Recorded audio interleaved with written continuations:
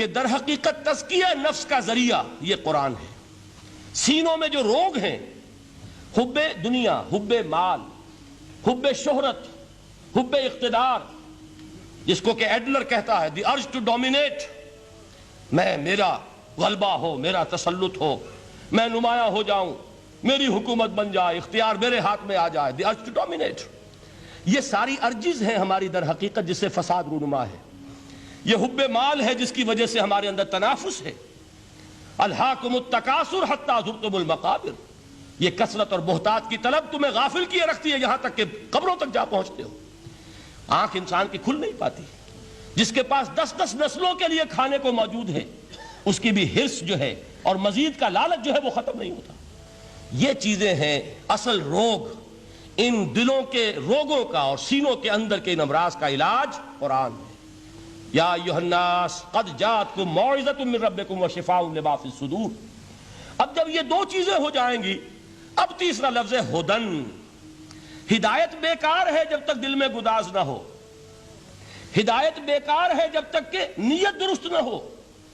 کوئی شخص بڑا عالم ہے لیکن اپنے علم کو اس نے ذریعہ بنایا ہے دنیا کمانے کا، تو در حقیقت یہ قرآن اس کے حق میں ہدایت نہیں ہے، اس کے حق میں عذاب خدا بندی کا ذریعہ بن رہا ہے۔ حضور نے خود فرمایا القرآن حجت لک او علیک، یہ قرآن یا تمہارے حق میں حجت ہے یا تمہارے خلاف حجت بنے گا قرآن کے قیامت کے دن۔ اس لیے کہ ایک شخص اس کو دنیا کمانے کا ذریعہ بنا رہا ہے، ایک شخص اس کو شہرت کے حصول کا ذریعہ بنا رہا ہے، ایک شخص علم کو ذریعہ بنا رہا ہے دنیا میں نمایاں ہونے کا، اپنی تعریف کا۔ حضور نے فرمایا کہ قیامت کے دن سب سے پہلے 3 افراد کا معاملہ پیش ہوگا عدالت خدا بندی میں۔ ایک وہ جو بڑا عالم سمجھا جاتا تھا، اس سے بڑا علم پھیلا۔ دوسرا وہ جو بہت صاحب ثروت تھا، اس نے بہت خیرات کے کاموں میں پیسہ لگایا۔ تیسرا وہ جو دنیا میں شہید سمجھا جاتا تھا کہ اللہ کی راہ میں جنگ کرتے ہوئے جان دے دی۔ اللہ ان تینوں سے جو اس کو نعمتیں دی تھی ان کا ذکر کر کے پوچھے گا کہ میں نے تمہیں یہ دیا، تمہیں یہ دیا، تمہیں یہ دیا، تم کیا کر کے لائے؟ وہ شہید کہے گا کہ اللہ میں نے تیری راہ میں جنگ کی اور اپنی جان دے دی تاکہ تو راضی ہو جائے۔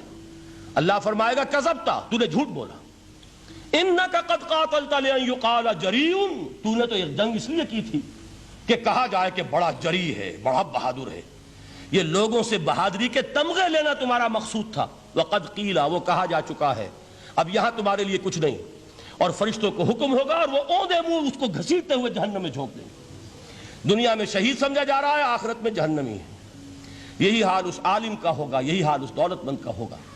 تم نے یہ علم پھیلایا تھا کہ تمہارے علم کا چرچا ہو جائے، تمہاری شہرت ہو جائے، لوگ تمہاری دستبوسی کرنے لگیں، لوگ تم سے جھک کر ملیں۔ وہ دنیا میں ہو گیا، تمہارا مطلوب مل چکا، تمہارا مقصود حاصل ہو چکا، اب یہاں کچھ نہیں۔ تو جان لیجئے کہ جب تک دلوں کے روگ درست نہ ہوں، علم بیکار ہے، ہدایت قطعاً غیر مفید ہے۔ پہلے دلوں کا کرست اترے، اس کی سختی دور ہو، یہ ہے موعظہ۔ دلوں کے اندر سے حب جاہ، حب دنیا، حب مال نکلے، یہ ہے تزکیہ، شفاء لما فی الصدور۔ اب ہدایت خدا بندی، اب راستہ آپ دیکھیں گے اور اس راستے پر چلیں گے۔ یہ ہدایت جو ہے دنیا میں، یہی آخرت میں رحمت کی شکل میں ظاہر ہوگی۔ جنہوں نے اس قرآن کی ہدایت سے فائدہ اس دنیا میں اٹھایا، آخرت میں رحمت خدا بندی کی بدلیاں ان پر سایہ کریں گی۔